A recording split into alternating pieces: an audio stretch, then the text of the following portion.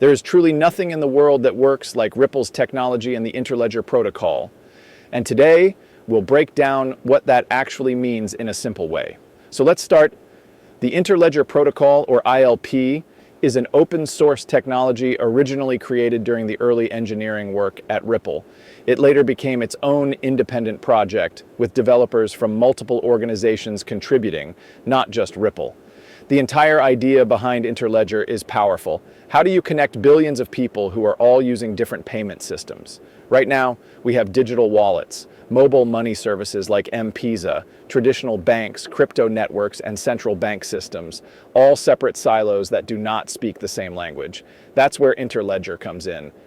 Its mission is simple: create a universal protocol that allows any money system to send value to any other system, instantly and securely. Ripple supported early development because the world desperately needs this layer of interoperability. You can't truly achieve global financial inclusion if almost 2 billion people are still outside modern systems. And the biggest reason is their systems don't connect. Interledger fixes that problem by acting like the internet for payments. Just like the internet uses routers to send data, Interledger uses connectors to move value. When an Interledger packet is sent, these connectors decide the fastest, safest route, whether it's between a mobile wallet in Africa, a major US bank, or a digital payment network in Japan. This technology is already being used in important global initiatives. For example, Mojaloop, supported by the Bill and Melinda Gates Foundation, uses Interledger concepts to help central banks and financial institutions in developing countries build modern, interoperable payment platforms. The goal is massive. Connect people, banks, governments, and payment systems across the entire world, cheaply, instantly, and reliably. This is why Interledger is considered one of the most important pieces of financial infrastructure being built today. It's not about replacing banks or currencies, it's about connecting everything. And yes, Ripple's ecosystem, including technologies like XRP Ledger, can integrate with these systems to support fast settlement where needed. But Interledger itself remains open, neutral, and designed for all currencies and all networks. If you truly want to understand how global payments will evolve and why this technology matters so much, then stay with this video, because this is the foundation of the future digital economy. And the link where the packet is coming in might be priced in a different currency than the link that's going out, so I have to use an exchange rate. It works a lot like an internet router, except for that one thing. That's where the links are then. Okay, just info is being sent around now, so you might ask, okay, so how does money move?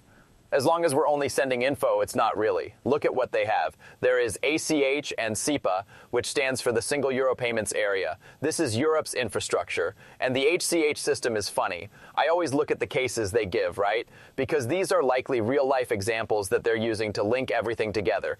Take a moment to listen to what I just said. I likely shouldn't have ended there, but I did want to give you the first piece of information I had.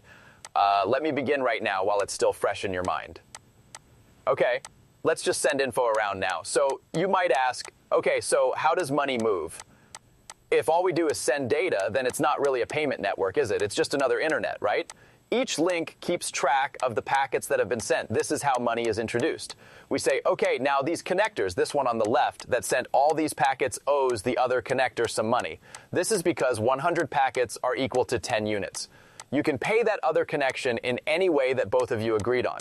So they could use Bitcoin, Lightning Protocol, Ether, or some other currency to send money to each other. If they want to, they could even pay each other in cash. Your choice makes a big difference. If you choose a slower way, like cash, that requires more work, costs more, and has higher transaction costs, you probably won't do it as often. That means you need to trust them a little more. There are, however, ways to settle all the time. If you use a digital asset, such as one with payment methods that let you settle for as little as 1/1000th of a cent, every so often, you can settle down. At that point, the faith that is needed is pretty small. We have made a value-based internet with the Interledger system, Ripple software, and XRP. There probably won't be just one blockchain that everyone in the world agrees on. In fact, I think it's almost impossible. There will be different ledgers, blockchains, and networks because that's what they are. In the end, I don't think it makes sense to put the whole world on one blockchain. That's how things are going in the world right now. It's not how I think the world will turn out. In a way, Ripple was the first to think of what are you going to do about that? What are some ways to make different ledgers and payment networks work with each other?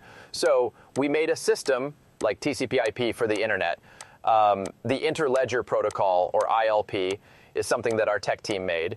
But the idea is that these different networks, blockchain is just one, will work together to move money between networks. For example, ACH is a network that clears checks and moves money within the United States. Visa is also a network. There are many things that can be said about HSBC's banking network. These islands are all there now. You can ask all of these networks to move on the blockchain, of course. After that, they just do the same thing again, but this time on a blockchain. After that, problems with growth show up very quickly. So the idea is that there should be a standard or procedure that links these value networks or payment networks, just like the internet links data networks all over the world. Indeed, that's what the IntelliGer standard we made is for. It's now open source too. Now it's out there for other people to use, build on, and make better. That being said, it kind of began in Ripple, and that's the whole point, to make these networks. Now the networks can talk to each other, which will bring about the speed and interoperability of value that we say is missing.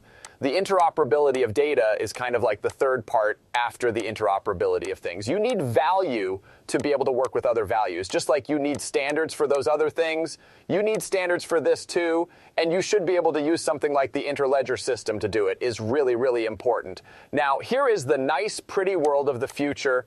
Everything is linked. We don't need to spend a lot of time on that. Interledger is a lot like how the internet routes bits of data between different computer networks. Little chunks of money are sent from one payment network to another by Interledger. That could be payment channel networks like Lightning, standard banks, mobile money systems, or blockchain networks like Ethereum.